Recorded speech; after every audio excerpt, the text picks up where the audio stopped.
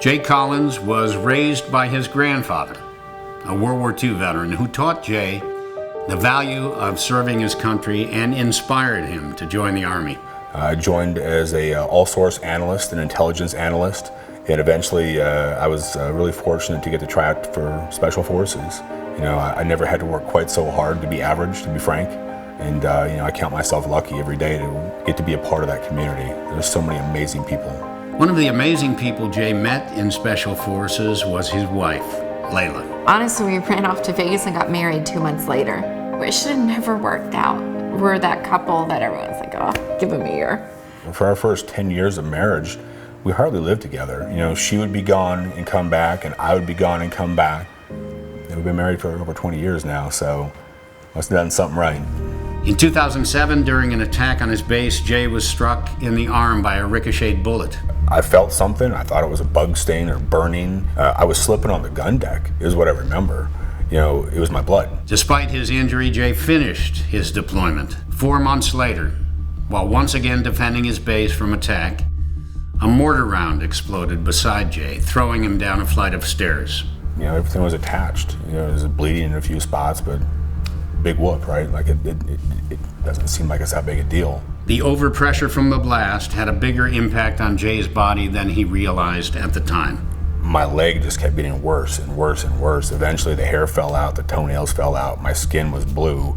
I was in so much pain every day. An amputation was the best answer, not only to be active, but what was happening could have gotten worse and really been dangerous. I remember 3 days after surgery, like for the first time in years, there's not that fog of chronic pain. Jay underwent rehabilitation at Walter Reed National Military Medical Center with a goal of returning to active duty. Back then, there weren't a lot of amputees in the military. There weren't a lot of amputees in Special Forces. He had to requalify and show that physically he could do it as if he were a two-leg guy. And he did it. After 5.5 years of additional service as a Green Beret, now with 2 young sons at home, Jay decided to retire. There's been a lot of moving pieces. I've been in and out of the hospital for different surgeries and different things with my back and my leg, and the house we rented had a lot of odd floors, different levels and elevations, and carpet is a real problem. The showers, he couldn't use a prosthetic in, he couldn't use a wheelchair, and he doesn't want help. He wants to do it on his own. Jay's friend and R.I.S.E home recipient, Cedric King, suggested he apply for a custom-built adaptive smart home through the Gary Sinise Foundation. So Jay and Layla did, and I got to call Jay to tell him they'd been approved. And when we answered, he said, "Hi, this is Gary." And we're like, "Oh, okay, Gary," you know, thinking insurance, timeshare. And he said, "This is Gary Sinise." Oh my God, right? Like, holy cow. With the support of national partners and independent community donations, the Gary Sinise Foundation began construction on the Collins' new home. In August of 2021, the home was completed and the family moved in. It's beyond words, frankly. It's life-altering. Wow. Oh, wow, I love that. This, how pretty. I love it. Wow. Look. Isn't that gorgeous? Do you think Beautiful. Mommy can make some birthday cakes here? I love to cook. I love to bake. I love to host friends and family. Just being able to safely shower and get on the bench and know that I'm not gonna frap in on my face again is amazing. So one thing that was very important to us was that we were able to keep his legs in the same place we keep everyone's shoes.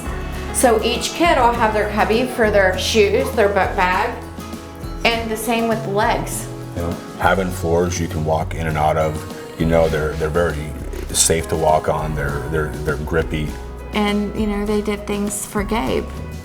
Being someone with sensory processing disorder, to have a room that's insulated a little bit better so that he can sleep will be a blessing. The reality is, as I get older, this home's gonna be there. You know, the wheelchair can come in and out of every room. The crutches can come in and out of every room. I have that ability. I can go help cook dinner. I can go do laundry.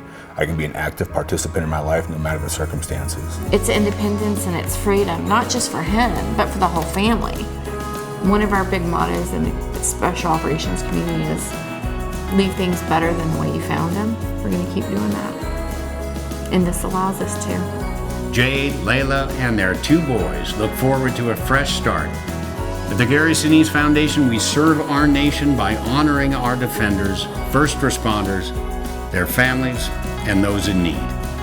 To learn more about the Gary Sinise Foundation and how you can support other veterans like Jay Collins, visit GarySiniseFoundation.org. Thank you.